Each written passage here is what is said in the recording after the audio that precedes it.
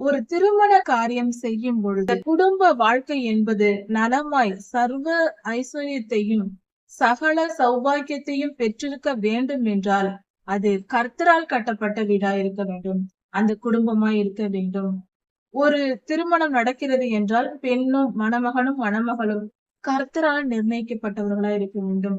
இவருக்கு இவர்தான் என்று கர்த்தர் நிர்ணயித்து கொடுக்கிற அந்த வாழ்க்கை, கர்த்தரிடம் ஜெபித்து செய்கிற திருமண காரியங்கள் என்றென்றும் நிலைத்திருக்கும். நம்முடைய பிதாவாகிய தேவனுடைய அன்பும் ஆண்டவராகிய இயேசு கிறிஸ்துவின் கிருபையும் சமாதானமும் உங்கள் அனைவரோடும் கூட என்றென்றைக்கும் இருப்பதாக. தலைப்பு, நான் உன்னை விட்டு விலகுவதும் இல்லை, உன்னை கைவிடுவதும் இல்லை. சங்கீதம் 127 அதிகாரம். கர்த்தருடைய ஆசீர்வாதத்தின் பிரிவுகள் இங்கு கொடுக்கப்பட்டிருக்கிறது. கர்த்தர் ஒரு மனிதனை ஆசீர்வதிக்கிறார் என்றால் ஒரு மனிதனின் தேவை என்ன, கர்த்தரிடத்திலிருந்து அவன் பெற வேண்டிய ஆசீர்வாதங்கள் என்ன, அது எப்படிப்பட்டது என்பதை குறித்து இந்த அதிகாரத்தில் தெளிவாக சொல்லப்பட்டிருக்கிறது. ஆசீர்வாதம் என்று சொல்லும் பொழுது எல்லாவித ஆசீர்வாதங்களும் முக்கிய பிரிவுகளாக இங்கு கொடுக்கப்பட்டிருக்கிறது. முதல் ஆசீர்வாதமாக வீடு.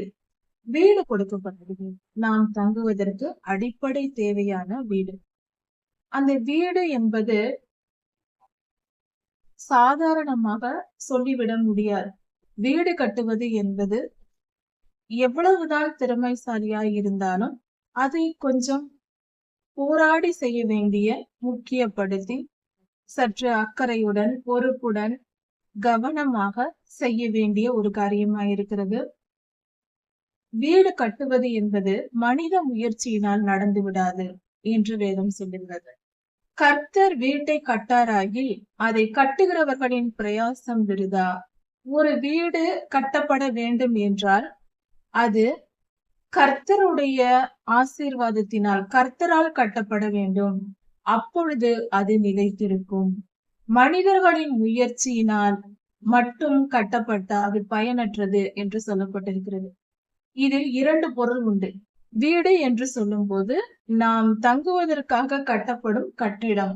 இந்த வீடு கட்டும் முயற்சி செய்கிறவர்கள் யாராய் இருந்தாலும் அவர்கள் மிகப்பெரிய பணக்காரர்களாக இருக்கலாம், ஏழையாக இருக்கலாம், எந்த நிலையில் இருந்தாலும் அவர்கள் வீடு கட்டும் பொழுது அது கர்த்தரால் கட்டப்படும் பொழுது அது என்றென்றும் நிலைத்திருக்கும். அப்படி என்றால் அந்த வீட்டின் அமைப்பு, இந்த வீட்டினுடைய ஆசீர்வாதம் என்பது கர்த்தரிடத்திலிருந்து வர வேண்டும். அது சிறிய வீடாய் இருந்தாலும் கர்த்தரால் ஆசீர்வதிக்கப்பட்ட வீடாய் இருந்தால் அது அந்த வாழ்க்கை, அந்த வீட்டில் வாழ்கிற வாழ்க்கை செழிப்புள்ளதாய் இருக்கும். அவர்கள் வாழ்கிறவர்கள் கர்த்தருடைய பாக்கியவான்களாய் இருப்பார்கள். கர்த்தருடைய பாக்கியத்தை பெற்றவர்களாய் சந்தோஷமாய் சமாதானமாய் வாழ்வார்கள். நிலைத்திருக்கும். அந்த வீடு அழிந்து போகாது. அவர்கள் வம்சம் அழிந்து போகாது, நிரந்தரமாய் இருக்கும் என்று சொல்லப்பட்டிருக்கு. இது கட்டிடமாக கட்டப்படுகிற ஒரு வீட்டை குறித்து சொல்லப்பட்டிருக்கிற விளக்கம். இன்னொரு பரிமாணத்தில் இந்த வசனத்தை பார்க்கும் பொழுது வீடு என்பது குடும்பத்தை குறிக்கும். ஒரு குடும்பம் என்பது கர்த்தரால் கட்டப்பட வேண்டும். மனிதர்களின் முயற்சியினால் கட்டப்படும் வீடு, அந்த குடும்பம் நிலைத்திருக்காது. கர்த்தரால் கட்டப்படும் வீடோ குடும்பமோ நிலைத்திருக்கும். அப்படி என்றால் என்ன? ஒரு திருமண காரியம் செய்யும் பொழுது, எந்த திருமணமாய் இருந்தாலும், பெற்றோர்களாக முடிவு செய்தாலும் பிள்ளைகளாக முடிவு செய்தாலும் அந்த வாழ்க்கை சரியாக இருக்கும் என்று சொல்ல முடியாது. அவர்களுடைய வாழ்க்கையின் முடிவு நல்லபடியாக அவர்கள் திருப்தியாய் வாழ்வார்கள் என்று சொல்ல முடியாது. அந்த குடும்ப வாழ்க்கை என்பது நலமாய் சர்வ ஐஸ்வர்யத்தையும் சகல சௌபாக்கியத்தையும் பெற்றிருக்க வேண்டும் என்றால் அது கர்த்தரால் கட்டப்பட்ட வீடா இருக்க வேண்டும். அந்த குடும்பமாய் இருக்க வேண்டும். ஒரு திருமணம் நடக்கிறது என்றால் பெண்ணும் மணமகனும் மணமகளும் கர்த்தரால் நிர்ணயிக்கப்பட்டவர்களா இருக்க வேண்டும். இவருக்கு இவர்தான் என்று கர்த்தர் நிர்ணயித்து கொடுக்கிற அந்த வாழ்க்கை, கர்த்தரிடம் ஜெபித்து செய்கிற திருமண காரியங்கள் என்றென்றும் நிலைத்திருக்கும். அது அப்படிப்பட்டவர்கள் செய்து கொள்கிற திருமணம், அந்த நல் வாழ்க்கை நித்திய ஜீவனுக்கு நேராக வழி நடத்தி கொண்டு போகும். அந்த சந்ததியே கர்த்தரால் ஆசீர்வதிக்கப்பட்டிருக்கும். இதை நாம் சரியாக பின்பற்றும் பொழுது நிரந்தரமான நம்முடைய சந்ததி ஆசீர்வதிக்கப்பட்டதாய் நீடித்திருக்கிற சந்ததியாய் இருக்கும், நிலைத்திருக்கும். கர்த்தருடைய நித்திய ஜீவனையும் நாம் பெற்றுக்கொள்ள முடியும். இதுதான் இந்த வசனத்தின் பொருளாய் இருக்கிறது.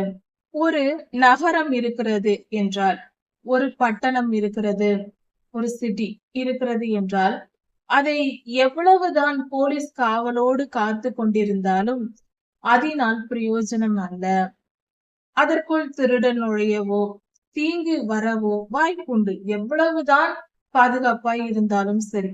அதாவது இன்றைய காலகட்டத்திற்கு சொல்ல வேண்டும் என்றால், பல தேசங்களில் பலவிதமான பாதுகாப்பு அமைப்புகள் தேசங்களில் இருக்கிறது. தேசத்தின் எல்லை எங்கும் கம்பி வேலி போட்டு அவர்கள் எல்லையை மறைத்து அந்த எல்லை எங்கும் பாதுகாப்பை வைத்திருப்பார்கள். ராணுவ வீரர்கள் அங்கு பாதுகாப்பு பணியில் இருப்பார்கள். இதுதான் காவலாளர்கள் எல்லையை காத்து கொள்வது. இப்படி மட்டும் அல்லாமல் இன்றைய காலகட்டத்தில் இன்னும் கொஞ்சம் தொழில்நுட்பம் முன்னேறி இருப்பதினால் இன்னும் சில காரியங்களையும் செய்கிறோம். ரேடார் அமைத்து வான்வெளியில் இருந்து ஏதாவது தாக்குதல் வருகிறதா, கடல் வழியிலிருந்து வேறு நாடுகள் நம்மை தாக்குறதா என்று தேசத்தின் எல்லை எங்கும் பாதுகாப்பு வைக்கப்பட்டிருக்கிறது. அது மட்டும் அல்லாமல் சேட்டலைட் மூலமாகவும் பாதுகாப்பு ஏற்பாடுகள் செய்யப்பட்டிருக்கிறது. எல்லா தேசங்களிலும் பொதுவாக இருக்கிறது. தேசங்கள் தங்களை பாதுகாத்துக் கொள்கிறது. சேட்டலைட் பிக்சர்ஸ் எப்பொழுதும் எடுத்துக்கொண்டே இருக்கும், வீடியோ பதிவு செய்து கொண்டே இருப்பதினால் தொலைவில் இருந்து வருகிற எந்தவித ராக்கெட்டோ எந்தவித பொருள்கள் வந்தாலும் அதை தாக்கி அழிப்பதற்கு அதற்குரிய அந்த சிக்னல்ஸை கொடுப்பதற்கு நமக்கு அமைப்பு இருக்கிறது. பாதுகாப்பு ஏற்பாடுகள் சுற்றிலும் இருக்கிறது. இதையெல்லாம் யார் செய்கிறார்கள்? தேசத்தின் காவலாளர்கள், ராணுவ வீரர்கள், ராணுவ அதிகாரிகள் செய்கிறார்கள். இப்படியாக தேசம் எங்கும் பாதுகாக்கப்பட்டு கொண்டு இருக்கிறது. பார்க்கலாம், நம் சமீபத்தில் இஸ்ரேல் தேசத்தில் இப்படிதான் எல்லா தேசங்களிலும் இருப்பது போல அவர்களும் மிக அதிகமான பாதுகாப்புடன் தான் இருந்தார்கள். இதில் இன்னொரு காரியம் என்னவென்றால், இவ்வளவு பாதுகாப்பு ஏற்பாடுகள் செய்திருந்தாலும், இத்தனை காரியங்கள் செய்திருந்தாலும் அவர்களை அறியாமலேயே பலவிதமான ராக்கெட்கள் தேசத்திற்குள் வந்து பலரை கொன்று போட்டது, பலவித தீமையான காரியங்கள் அழிக்கப்பட்டது, பல இடங்கள் அழிக்கப்பட்டது. இப்படிப்பட்ட காரியங்கள் செய்கிறது. இது நடந்து கொண்டேதான் இருக்கிறது. இவர்கள் காவலை தீவிரமாக்கி வைத்துக் கொண்டுதான் இருக்கிறார்கள். ஆனால் ஆபத்தும் வந்து கொண்டுதான் இருக்கிறது. ஒரு நாடுகளுக்கும் இன்னொரு நாடுகளுக்கும் அந்த பாதுகாப்பையும் மீறி அந்த தேசத்திற்கு ஆபத்து வந்து கொண்டுதான் இருக்கிறது. எல்லா தேசங்களிலும் இதுதான் நிலைமை. எவ்வளவு பாதுகாத்தாலும் ஏதோ ஒரு வழியில் ஒரு தீமை வந்து விடுகிறது. இத்தனை காலம் ஏன் வரவில்லை? அதே பாதுகாப்பு தான் இருந்தது, ஆனால் எதுவும் வரவில்லை. தேசம் பாதுகாப்பாக இருந்தது.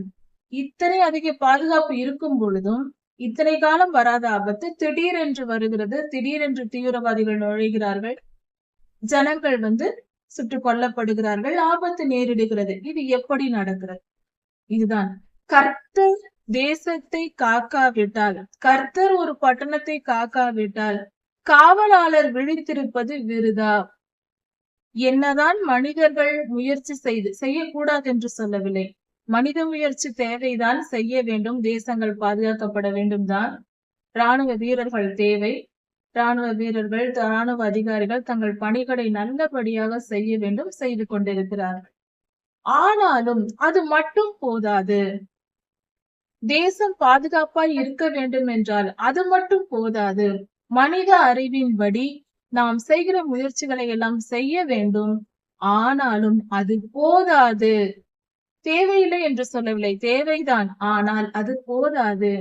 கர்த்தர் நம் தேசத்தை காத்தால்தான், கர்த்தர் ஒரு பட்டணத்தை காத்தால்தான் அது பாதுகாப்பாய் இருக்கும். நம்முடைய எல்லா முயற்சிகளையும் நாம் செய்தாலும் கர்த்தருடைய பாதுகாப்பையே நாம் நம்பி இருக்க வேண்டும்.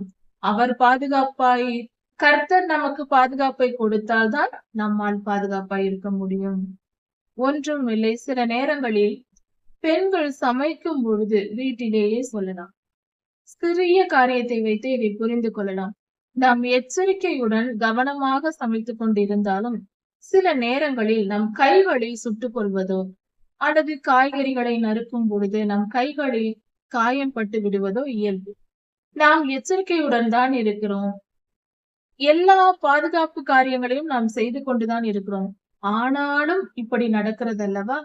அது போலதான் தேசங்கள் தங்கள் கடமைகளை அரசாங்கங்கள் செய்தாலும், ராணுவம் செய்தாலும், கர்த்தருடைய பாதுகாப்பும் இருந்தால்தான் தேசம் பாதுகாக்கப்படும்.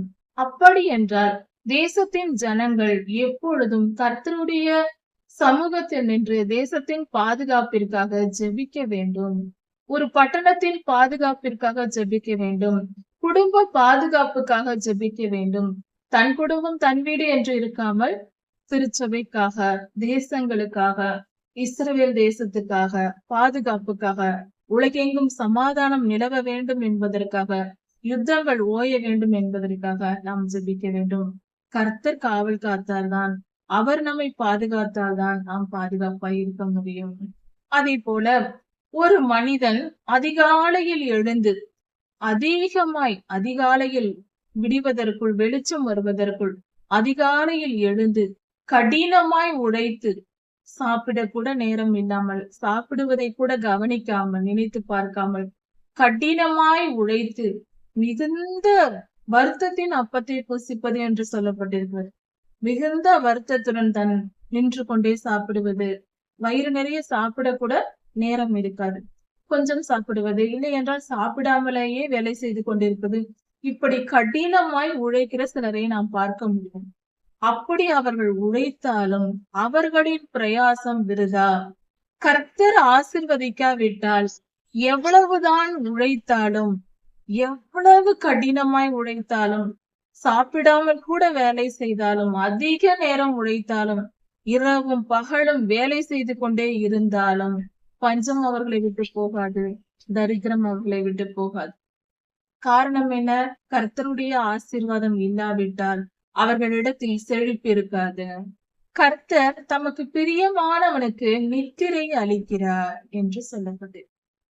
அப்படி என்றால் கர்த்தர் தமக்கு பிரியமாயிருக்கிற மனிதனுக்கு, தான் நேசிக்கிற மனிதனுக்கு, அப்படி என்றால் நாம் கர்த்தருக்கு கீழ்ப்படிந்து அவருக்கு பிரியமாய் நாம் வாழ்ந்து கொண்டிருந்தால் அப்படிப்பட்ட மனிதனுக்கு நிம்மதியான உறக்கத்தை கர்த்தர் தருகிறார்.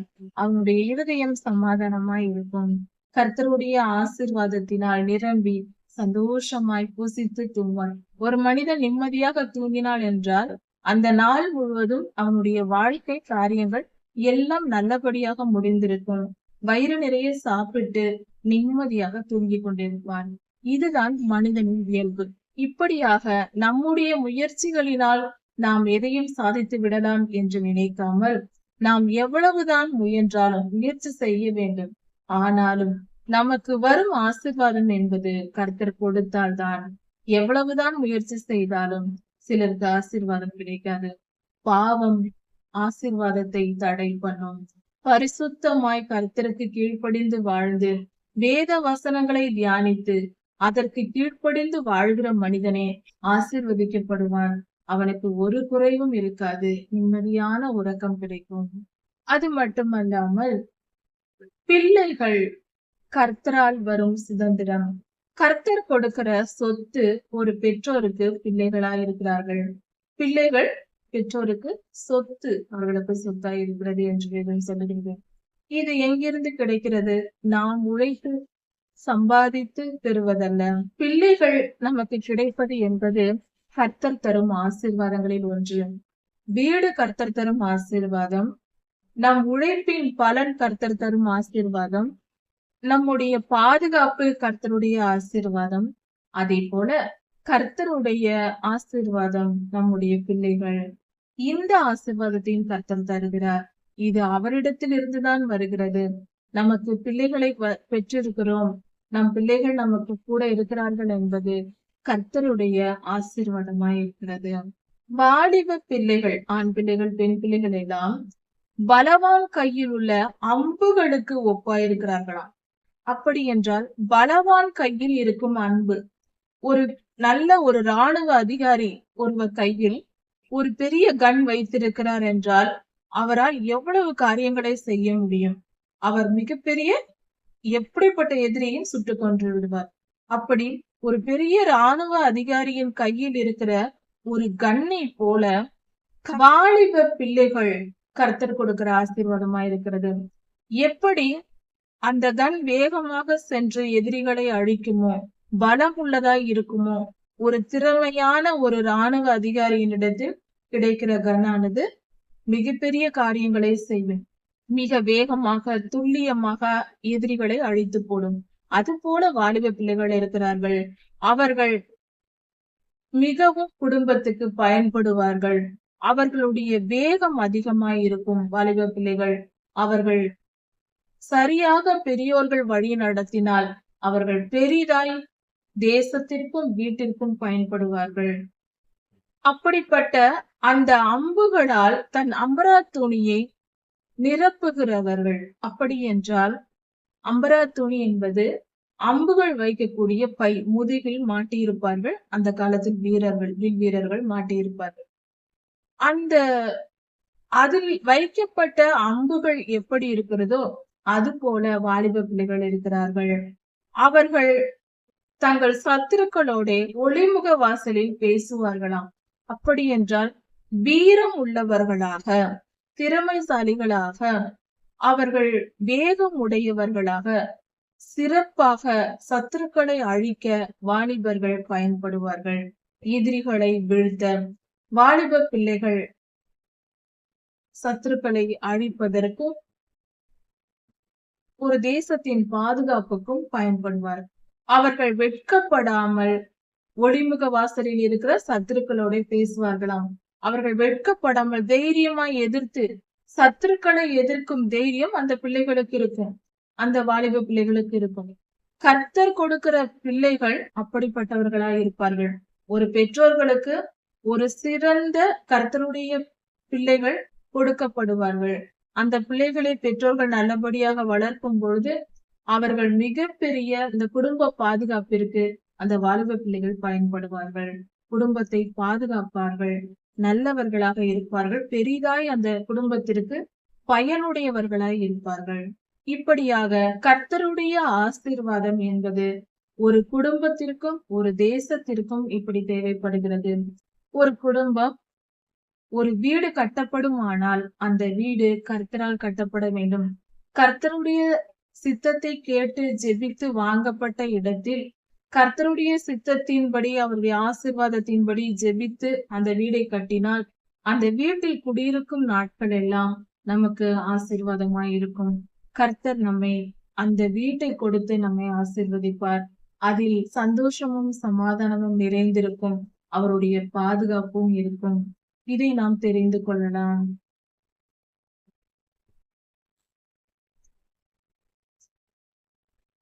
கர்த்தர் ஒரு ஊரை பாதுகாக்கும் பொழுது, அந்த தேசத்தையோ அந்த ஊரையோ அவர் பாதுகாக்கும் பொழுது, அவருடைய காவலாளர் விழித்திருந்தாலும் காவலாளருடைய பாதுகாப்பிற்கும் மேல் கர்த்தருடைய பாதுகாப்பு நமக்கு தேவை.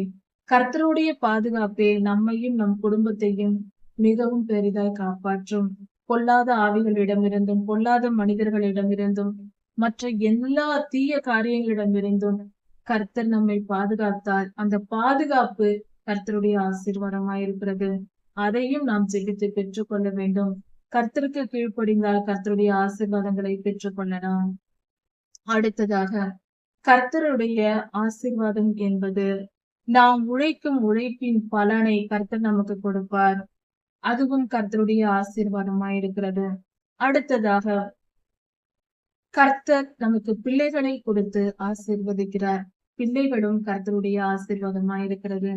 வாலிப பிள்ளைகளை கர்த்தர் நமக்கு கொடுக்கும் பொழுது, அதாவது பிள்ளைகள் வளர்ந்து வாலிப பிள்ளைகளாய் ஆகும்போது அவர்கள் கர்த்தருடைய வழிகளில் நாம் வளர்த்து நல்வழிப்படுத்தி இருந்தால் அவர்கள் நம் சத்துருக்களை எதிர்த்து குடும்பத்தின் பாதுகாப்பை நிர்ணயம் பண்ணுவார்கள். குடும்பத்தின் பாதுகாப்புக்கு பயன்படுவார்கள். வீரம் உள்ளவர்களாகவும், வேகம் உள்ளவர்களாகவும், சத்துருக்களை எதிர்க்கும் தைரியம் உள்ளவர்களாகவும் இருப்பார்கள். இப்படிப்பட்ட எல்லா ஆசீர்வாதங்களையும் கர்த்தரே நமக்கு தருகிறார். எப்படி நாம் கர்த்தருக்கு கீழ்ப்படிந்து அவருடைய சித்தத்தை அறிந்து அவருடைய வசனங்களின்படி வாழ்ந்து, அவருடைய வசனங்களை கை கொண்டு வாழ்ந்து, வேத புத்தகத்தின்படி நாம் வாழ்க்கையை வாழ்ந்து அவருடைய எல்லா ஆசீர்வாதத்தையும் இந்த எல்லா ஆசீர்வாதத்தையும் நாம் பெற்றுக்கொள்வோம். கர்த்தர் உங்களை ஆசீர்வதிப்பாராக. இதன் தொடர்ச்சி அடுத்த செய்தியில் பார்க்கலாம். பாருங்க. சங்கீதம் 127.